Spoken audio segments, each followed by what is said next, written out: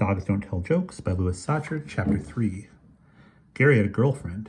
He never told Angeline, that's her name, she was his girlfriend. He never kissed her, except one time on the cheek when she was asleep. Angeline was only 10 years old, but she laughed at his jokes. She didn't just laugh, she howled. Sometimes she rolled around on the floor in hysterics. "You're the funniest person in the world," she once told him. "You can't know that," Gary said modestly. "There might be somebody in New Zealand who's funnier." "No, there isn't," said Angeline. "You're the funniest, I know." When Angeline spoke like that, Gary believed her. Angeline knew things. Everyone called her a genius except Gary because he knew she didn't like to be called that.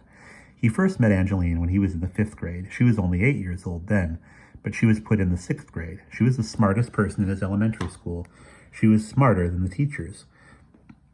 If Angeline Persopoulos, that was her last name, said he was the funniest person in the world, that meant he was the funniest person in the world. It didn't matter if nobody else laughed at his jokes.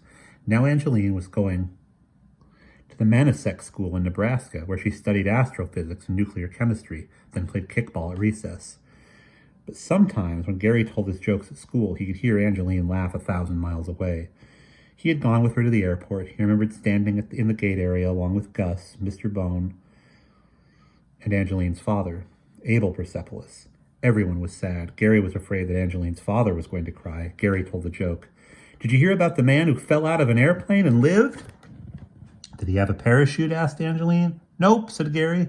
"Did he land in a haystack or something?" asked Angeline. "Nope," said Gary. "The airplane was on the ground." Angeline laughed. "No, really," said Gary. "There was a guy who fell out of an airplane 30,000 feet up in the air without a parachute, and the fall didn't hurt him at all." "Really?" asked Angeline. "Really," said Gary. "He was fine the whole time he was falling, but when he stopped falling, boy, that hurt." Angeline cracked up. Angeline's father pointed out to Gary that it wasn't an appropriate time and place to tell jokes about people falling out of airplanes. "Yes, it is," said Gary. "That's how you keep accidents from happening. You know how to make sure the plane doesn't crash?" "How?" said Angeline. I don't want to hear this," said Angeline's father. "It's not a joke," said Gary.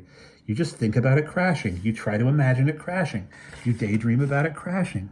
Because," Gary concluded, "daydreams never come true." As a child traveling alone, Angeline was the first aboard the airplane. She started crying as soon as she went through the gateway. She heard her father calling, "Bye, Angelini," but she couldn't bear to turn around and look at him.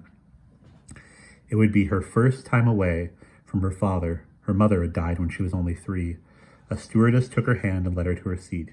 She didn't want to go to the Manasek School. She wished people didn't think she was so smart. "My name is Paula," said the stewardess as Angeline sat down. "If there's anything you want, just let me know." Angeline shook her head, then wiped her face with the back of her hand. She stared out the window. There was nothing she wanted except... "Paula," she called. The stewardess came back to her. "Do you know any good jokes?" asked Angeline. And that is the end of Chapter 3.